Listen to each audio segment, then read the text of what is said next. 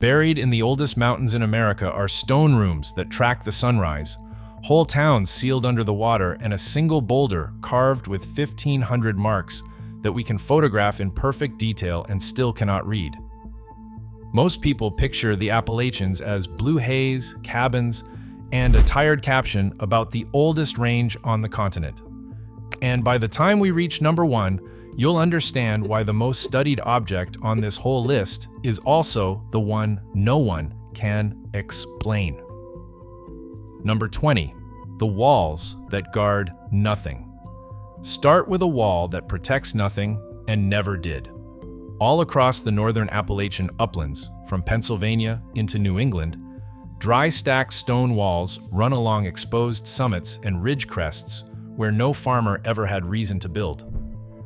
Picture standing on a windswept crest, following a wall of fitted stone as it climbs to a viewpoint and simply ends. The easy answer is colonial field clearing, settlers stacking the rock they pulled from their fields.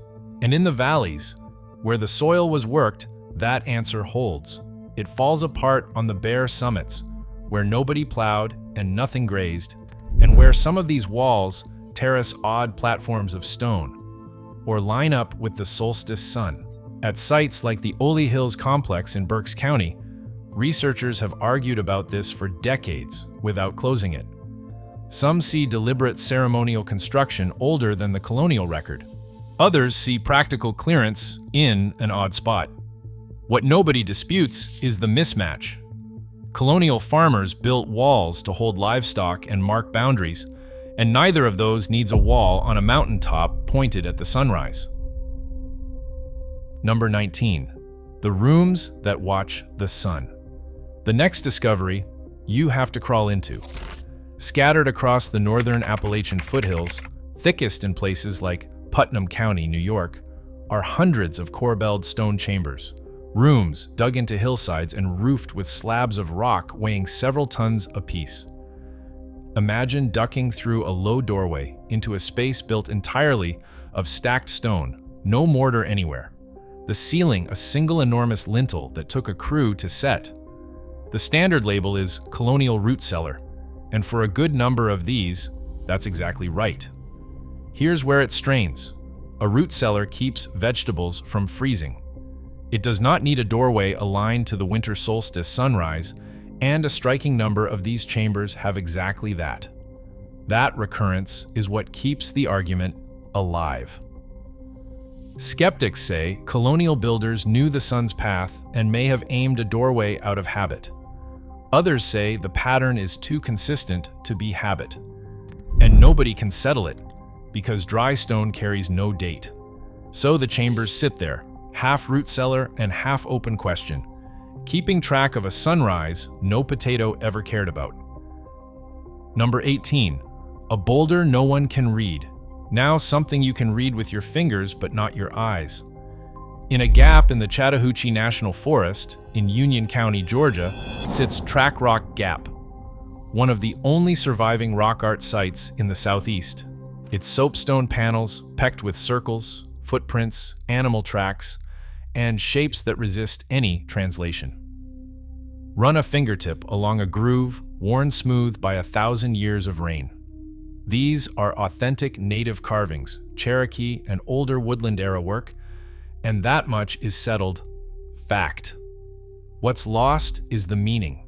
There's no decoded system here, no key anyone has found, no Rosetta Stone that turns the circles into sentences. Similar symbols recur across the whole region without ever adding up to a readable language, and the people who could explain them are long gone. Archaeologists can date the technique and name the culture. They cannot tell you what a single spiral was meant to say. It sits behind a fence now, to stop the curious from scratching it away. Number 17, the giant on the ground. Some discoveries you can't see while you're standing on them. Along the Appalachian edge of the Ohio Valley, the Adena and later Fort Ancient peoples shaped the ground itself into serpents, cones, and geometric earthworks, some so large the design only resolves from the air. Stand at the base of one and you see a low ridge of grass, lift the view, and it curls into a deliberate form. These builders are well documented, their mounds excavated and dated across 2,000 years. What stays out of reach is why. They left no writing, so the astronomy and symbolism of any specific work is inferred, never read. Scholars can measure an alignment to a solstice or a lunar standstill. They can't interview the hands that set it. That's the quiet vertigo of these places. They were built as messages addressed to the sky by people who trusted the earth to keep speaking long after they were gone. The overlooks and the earthworks you can almost account for. Almost. But the mountains are about to start hiding things underwater and underground. And the deeper we go, the less anyone is willing to swear to. Number 16. The town under the water. Here's a discovery that only surfaces in a drought. Across the southern Appalachians, the Tennessee Valley Authority and projects like it flooded whole valleys for hydroelectric power in the last century, and the communities inside them went under for good. Picture drifting a boat over flat green water, knowing a main street lies somewhere beneath the hull. The dams are documented feats of engineering, and the relocations were recorded. Families paid, churches sometimes rebuilt on higher ground. What the postcard leaves out is what stayed down: foundations, roadbeds, bridge piers, and graves that couldn't all be moved. When the reservoirs drop, steeples and stone walls rise back out of the mud like a photograph developing. Every summer, tourists rent pontoon boats over these lakes without knowing the water is a lid on somebody's hometown. The town is still down there, holding its grid, waiting for the next dry year. Let me say one thing here, and then I'll leave it be. Everything we're walking through, the stones no one can read, the towns under the water, the marks left by hands that vanished. I've spent years gathering into one place, a book called The Appalachian Mysteries Collection. Every site, every map, every open question that never made it onto a plaque. If you want the whole of it in your hands, it's there for you. That's all I'll say about it. Now, back to the mountain, number 15, the fort that never fought. Next, a fortress that never saw a war. Where the forks of the Duck River meet, near Manchester, Tennessee, earthen and stone walls wrap around 50 acres of bluff with a single narrow entrance, exactly what you'd design to defend a position. The early settlers assumed just that and named it the Old Stone Fort. Then it got dated. The walls are roughly 2,000 years old, woodland era, and there's no evidence of fighting here at all. No weapons, no defensive rebuilding, none of the wreckage a real fort leaves behind. Its actual purpose appears ceremonial, and that narrow entrance frames the summer solstice sunrise for whoever gathered inside. So the name is a settler's guess that stuck for 200 years. It's a fort that defended nothing and fought only the calendar. Number 14, the art in the dark. This one, you'd need a torch to find. Deep inside cave systems on the Cumberland Plateau in Tennessee, prehistoric people drew and carved images in the dark zone, the passages no daylight ever reaches. Imagine crawling a quarter-mile underground and raising a light onto figures pressed into wet cave mud, made by someone who dragged fire this far on purpose, through passages barely wide enough for shoulders. This is authenticated Mississippian and earlier cave art, some of it among the oldest known in North America, and its exact locations are kept secret to protect it. That it exists, and is genuinely ancient, is settled. The question that lingers is, why? Why place images where they could never be casually seen, in spaces you reach only through effort and total darkness? This wasn't art made to be looked at. It was made to be reached. Number 13, the mound in plain sight. Now, a discovery hiding in ordinary traffic. Many Appalachian Valley towns were built directly on top of far older ceremonial centers, and some of those mounds are still standing, ringed by parking lots and frontage roads. Look for a grassy hill you've driven past 100 times, sitting between a highway and a gas station, marked by a plaque nobody reads. These sites are known, cataloged, often legally protected. What's missing is attention. The town grew up around a structure older than the county, older than the roads, older than the state, and daily life just flows past it. The oldest thing for miles is the one thing locals stop seeing, mowed flat and holding down a corner lot while the town puts up brochures about a courthouse from the 1800s. Number 12, the stone that split the experts. Here's a monument and a scandal sharing one address. In Moundsville, West Virginia, rises the Grave Creek Mound, a conical Adena burial mound over 60 feet tall, one of the largest of its kind, built in stages more than 2,000 years ago. Picture a green cone, taller than the rooftops around it, a whole ancient structure sitting in the middle of a river town with the streets bent around it. The mound itself is unquestionably genuine and well dated. The trouble is, a small inscribed stone said to have come out of it in 1838. The Grave Creek Stone, carved with characters that set off a fight among experts that has never fully ended. Some read it as proof of Old World contact. Most specialists call it a hoax, and the artifact's chain of custody is famously murky. The stone itself now lost. The mound is certain.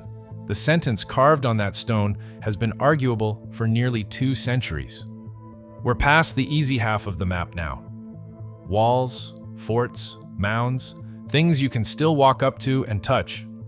What's left survives in ground that's still being counted, in landscapes that break their own rules, and finally, in the single most studied object on this list, which nobody has ever managed to explain. Number 11. The nation that hid in the swamp.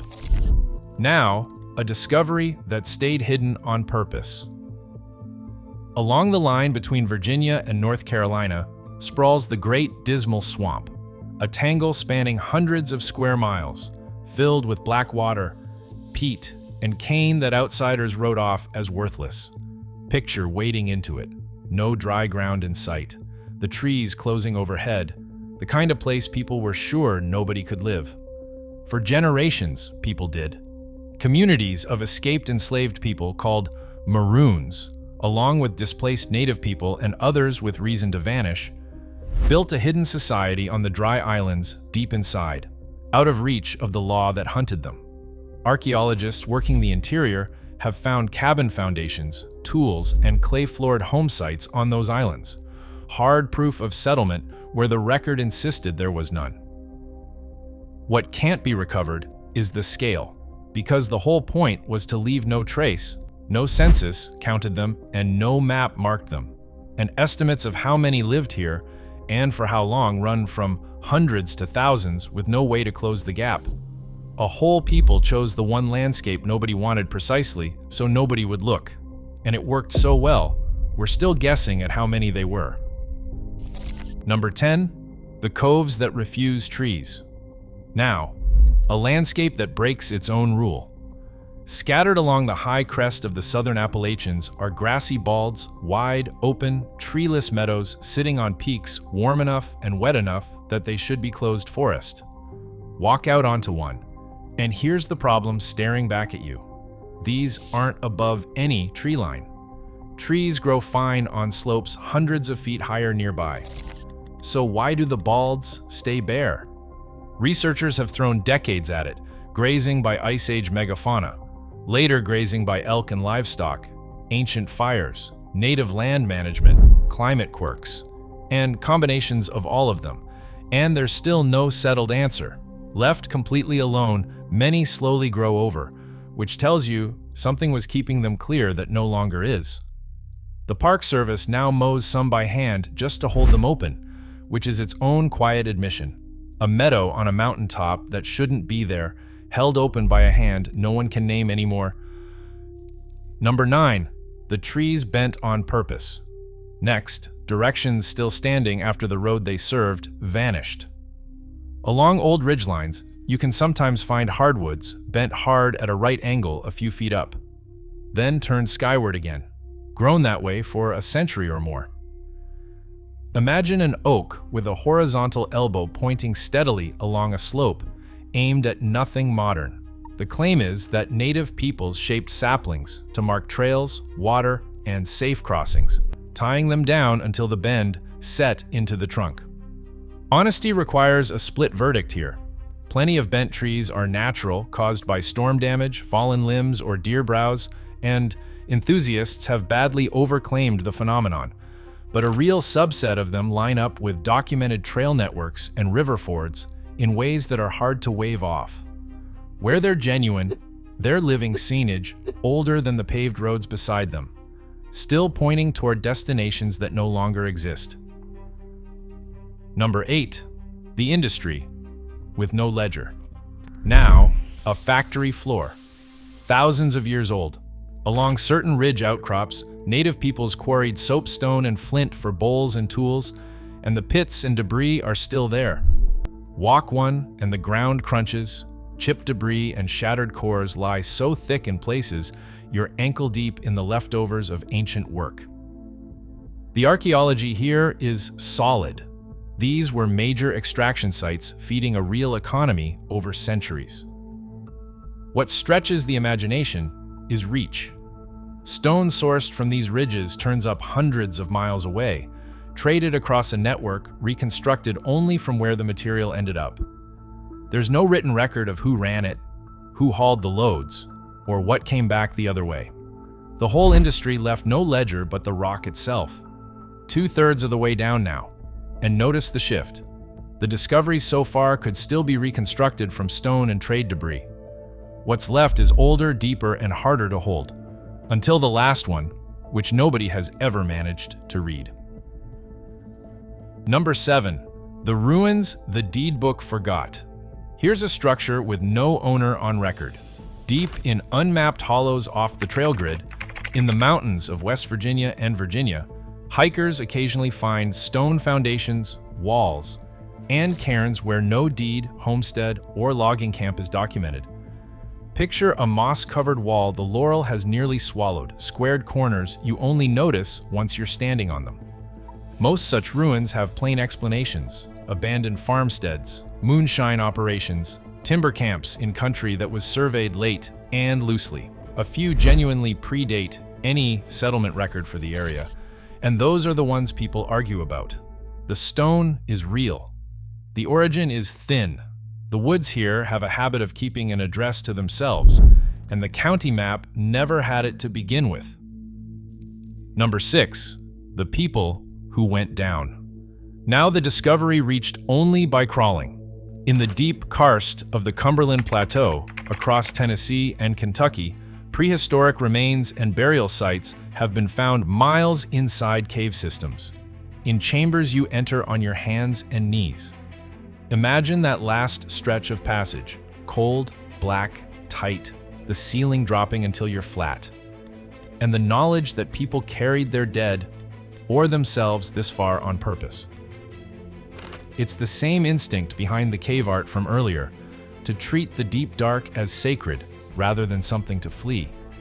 The archaeology is documented, the sites protected and restricted. What can't be recovered is belief. We can map where they went and roughly when.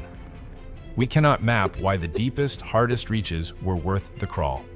They descended for reasons they never left on the walls. Number 5. The forest that remembers ice. Now, a piece of the last ice age that never left. On the highest southern peaks, in cold bogs and spruce fir islands, live plants and animals stranded here. When the glaciers retreated north, thousands of years ago.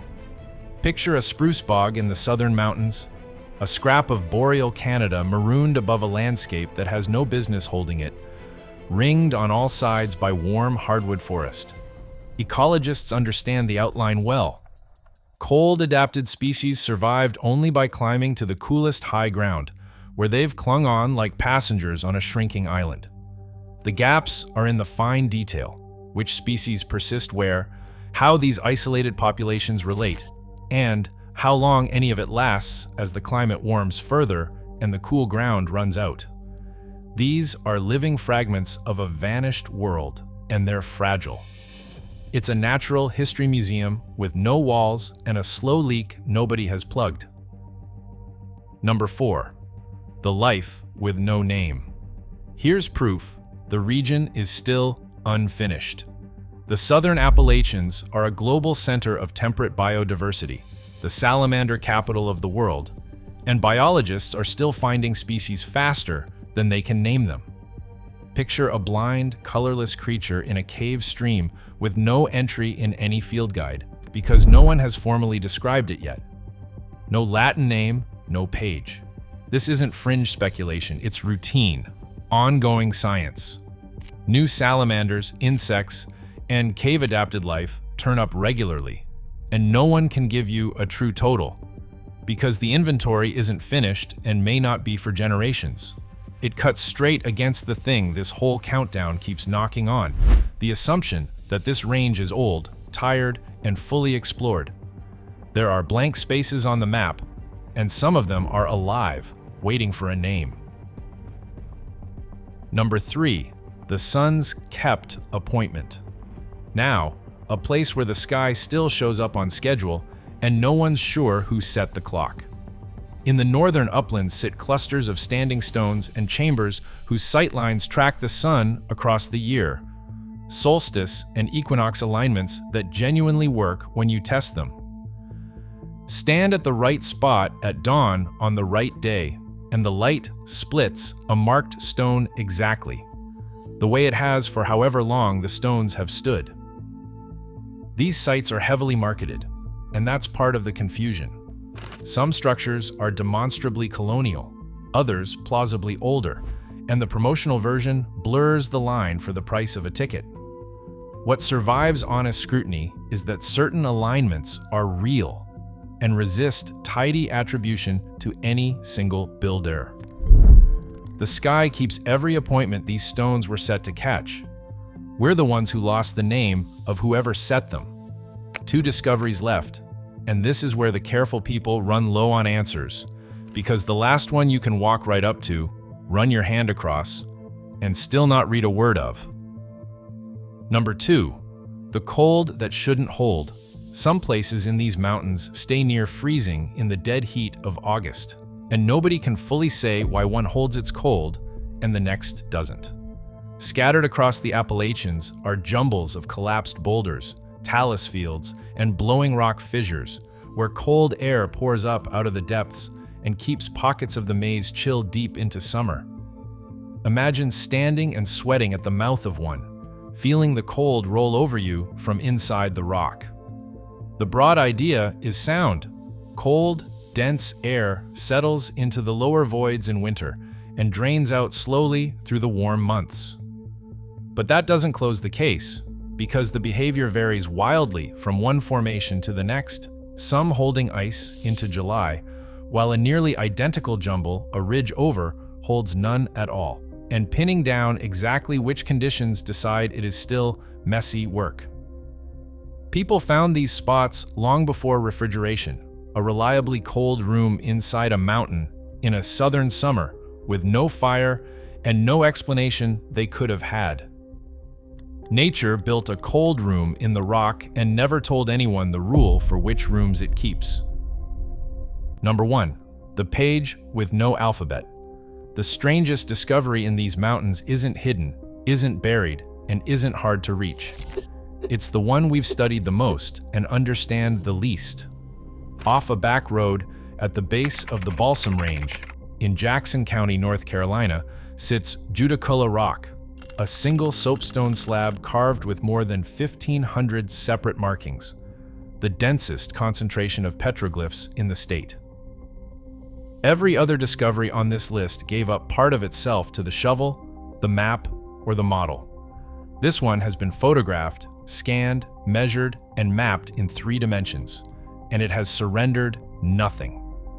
Picture rain collecting in the grooves at dusk, tracing swirls and figures that come right up to the edge of meaning and never cross it.